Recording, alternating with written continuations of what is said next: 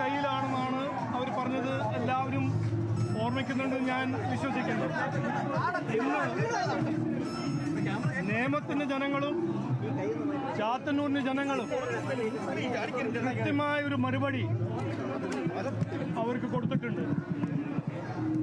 2 MLA-മാരാണ് ഈ നിയോജകമണ്ഡലത്തിൽ BJP-യെ NDA-ന്റെ MLA-മാരായിട്ട് ജനങ്ങൾ തീരുമാനിച്ചിരിക്കുന്നത്.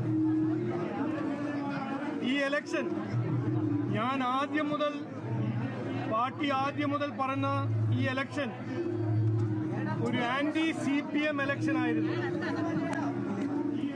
ഞാൻ 2025 മുതൽ ഈ ഇലക്ഷൻ മത്സരിക്കുന്ന സമയത്ത് പറഞ്ഞ ഒരു കാര്യം, എന്ത് കസരത്ത് ചെയ്താലും CPM ഈ ഇലക്ഷനിൽ ജയിക്കില്ല.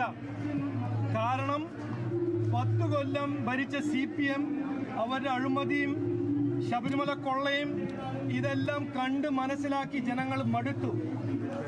അപ്പോൾ ഈ ഇലക്ഷൻ ഒരു CPM ഇലക്ഷൻ ആയിരുന്നു.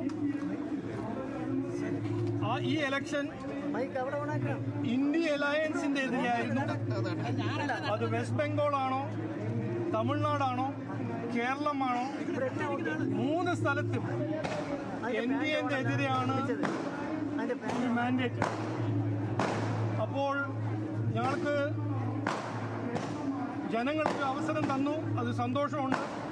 ഞാൻ അതിനൊപ്പം പറയാൻ ആഗ്രഹിക്കുന്നത്, നേമം ജനങ്ങളോട് ഞാൻ ഇവിടെ 2024 വന്നപ്പോൾ ലോക്സഭയിൽ മത്സരിച്ചപ്പോൾ ഏറ്റവും കൂടുതൽ സ്നേഹവും പിന്തുണയും കിട്ടിയത് എനിക്ക് നേമത്തിൻ്റെ ജനങ്ങൾ അടുത്തുനിന്നായിരുന്നു. ഇന്ന് എനിക്കൊരു അവസരം തന്നിട്ടുണ്ട് അവരെ സേവിക്കാൻ. ഞാൻ ഇന്നു മുതൽ നേമത്തിൻ്റെ ജനങ്ങളുടെ പ്രധാന സേവകനായി മാറും എന്ന് ഞാൻ പറയാൻ ആഗ്രഹിക്കുന്നു. അവരെല്ലാ വിഷമങ്ങളും എല്ലാ പ്രശ്നങ്ങളും പരിഹരിക്കാൻ ഞാൻ 24 മണിക്കൂർ അധ്വാനിക്കും എന്ന് ഞാൻ ഉറപ്പു തരുന്നു. അതുമാത്രമല്ല, ഇന്ന് ഞാൻ ഇവിടെ നിൽക്കുമ്പോൾ BJP NDA-ന്റെ എല്ലാ പ്രവർത്തകരും, എൻ്റെ സഹപ്രവർത്തകരും എല്ലാവരോടും നന്ദി പറയാൻ ആഗ്രഹിക്കുന്നു. എൻ്റെ ഒപ്പം അവർ അധ്വാനിച്ച് എൻ്റെ ഒപ്പം എന്നെ ജയിപ്പിക്കാൻ ഒരു കഠിന അധ്വാനം ചെയ്ത എല്ലാ പ്രവർത്തകർക്കും ഞാൻ, കൗൺസിലർമാരും മേയറും ഡെപ്യൂട്ടി മേയറും, ഞാൻ എൻ്റെ ഹൃദയത്തിൽ നിന്ന് നന്ദി പറയാൻ ആഗ്രഹിക്കുന്നു.